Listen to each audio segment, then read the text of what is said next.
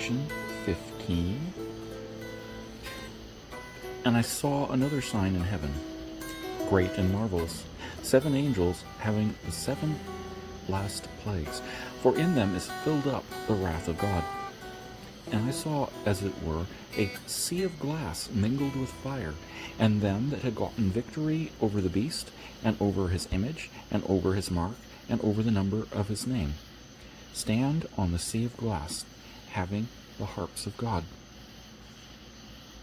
And they sing the song of Moses, the servant of God, and the song of the Lamb, saying, Great and marvelous are your works, Lord God Almighty.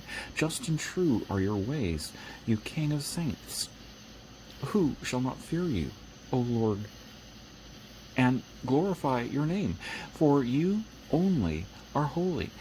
For all of the nations shall come and worship before you, for your judgments are made manifest. And after that I had looked, and behold, the temple of the tabernacle of the testimony in heaven was opened.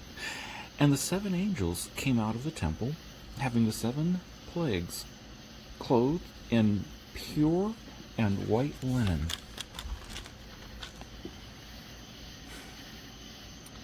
And having their breasts girded with golden girdles.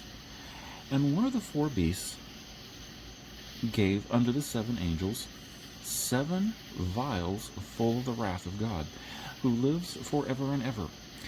And the temple was filled with smoke from the glory of God and from his power, and no man was able to enter into the temple till the 7 plagues of the 7 angels were fulfilled.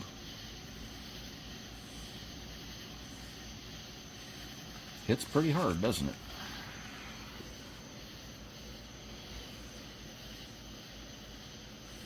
I wonder what exactly is in those vials. Not that I want to stick my finger in and taste it. And also, there's a sea of glass, and it's an interesting group of people. Them that had gotten victory over the beast, over his image, over his mark, and over the number of his name. They stand upon the sea of glass, having the harps of God, and here's the song that they sing. But this isn't your... If you're going to heaven, that's not eternity. That's a party. That is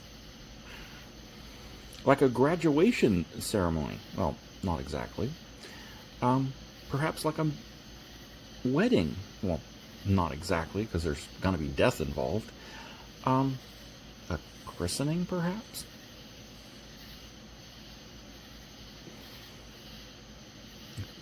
The song they sing, Great and marvelous are thy works, Lord God Almighty. Just and true are thy ways, thou King of saints. I don't know that that's how it's going to sound, but they're going to have fun with it, and it's going to be a celebration. A couple chapters before was chapter 13, where the mark of the beast was explained.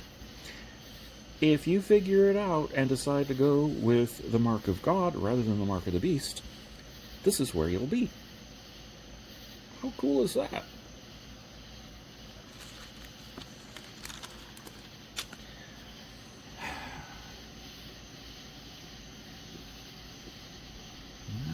Those guys are going to be angels, and the temple is filled with smoke from the holy and the glory and the power. I don't think that's very symbolic. That sounds pretty much like a picture. Someday we'll find out.